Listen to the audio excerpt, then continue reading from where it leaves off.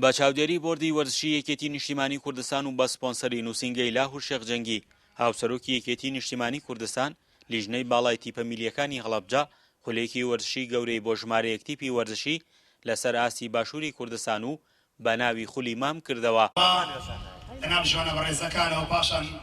یاریزانەکانی هەردوولا دواتر بۆ ناوەڕاستی یاری لە دەستپێکی خولەکەدا هەردوو هەڵبژاردەی گەرمیان و کۆیە چەپکە گوڵی ڕێز و وەفایان لە بەردەم پەیکەر و وێنەی سەرۆک مامجەلالدا دانا و پەیمانی وەفا و ڕۆحی وەرزشیان بۆ دووپات کردەوە. سپاس بۆ کەناڵە جوانەکەی گەلی کوردستان کە میشاوکارمان لە گەیاندنی کار و چالایشەکانمان وەک لیژنەی باڵای تیپە میلەکانی پارێزگا هەڵەبجە ساین بەکردنەوەی خولێک بۆ هەڵبژاردەی لیژنەی باڵای تیپە میلەکانی کوردستان کە کەرکووکە سلێمانیە هەولێریش بە ئامادەنەبوونی بۆی ئەم ڤایرۆسەوە کە ڕێی پارێزگاکان قەدەغە کراوە ئیدارەکانی گەرمیان و ڕاپەڕین و سلێمانی و هەڵەبجەوانە بۆ هەڵبژاردە کردومانەتەوە خۆشبەختانە ئەمڕۆ یاریی دەستپێکە افتتاح لە بینی گەرمیان و هەڵبژاردەی گەرمیان و هەڵبژاردەی کۆیە و دەوروبەری ئەم خولە بە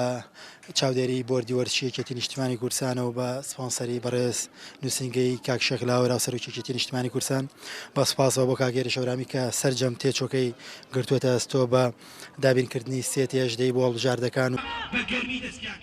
یاریزانانی خولەکە ڕایانگەیان نەمانی خولەکانی کوردستان و وەستانی زۆربەی خولە وەرزشیەکان بێزاری کردبوون بە گرنگیەوە لەکردنەوەی خولەکە دەڕوانن. دەستخۆشی لەو بەرەزانە کەم ئەم دەوریان کردەسەوە ڕاستی ینی هیچ خولی کوردستان هیچ نەماوە ینی ئەمە بۆ ئێمە بۆسە خولی کوردستان ئێمە وەکو هەڵبژاردەی گەرمیان ئینشەڵڵا هەوڵ دەدەین ئەم جامە بووینەوە بۆ کەلاری ئینشەڵڵا. ئێمە وەکو هەڵبژاردەی کوێ و دەوروبەری بەشداری ئەو خولەمان کرد کە لە هەڵەبجەی شەهید کراوەتەوە ئێمە هەنی بێت تەورین هیچ تەورینێکمان نەکردو و خڕبیتینەوە ئەوڕۆ یەکە و یاریمانە لەگەڵ هەڵبژاردەی گەرمیان دەستخۆشی لە ڕێخێری ئەم خولە دەکەم کە ئەم خولەی کردوێتەوە بەڕاستی ئێمە وەکو یاریزانان بەهۆی ئەو ڤایرۆسەوە کە بڵاو بێتەوە لە هەموو جیهان دابڕین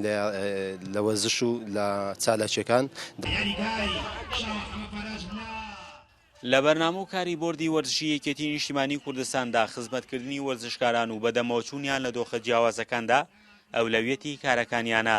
بەبێ لێکدانەوەی سیاسی و خوێندنەوەی باگراوندی تیپەکان دەیانەوێت بە ڕۆحێکی گەورەی وەرزشی و لە ژێرناوی سەرۆک مامجەلالدا وەرزش پەیامی ئاشتی و پێکەوە ژیان و پەیامی گەورەتری وەرزشیش بگەیەنێت. فەرحان حەمەخان، گەلی کوردستان، هەڵەبجە.